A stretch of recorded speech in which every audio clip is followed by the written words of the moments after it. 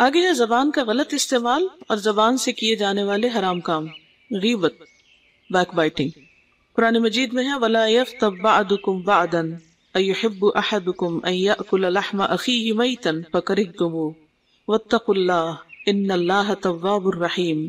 اور تم میں سے کوئی کسی دوسرے کی غیبت نہ کرے، کیا تم میں سے کوئی پسند کرتا ہے کہ اپنے مردہ بھائی کا گوشت کھائے؟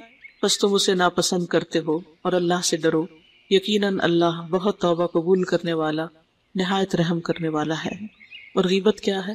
ذکرک اخاک بما یکرہ، تمہارا اپنے بھائی کا اس انداز میں ذکر کرنا کہ وہ اسے سنے تو ناپسند کرے، یعنی جو بات ہم کسی کے سامنے نہیں کہہ سکتے وہ اس کے پیچھے کہنے سے بھی پرہیز کرے، یا جس کے بارے میں پتہ ہو کہ ہم اس کی بات کریں گے اور وہ سن لے تو اسے برا لگے گا، تو وہی غیبت ہے۔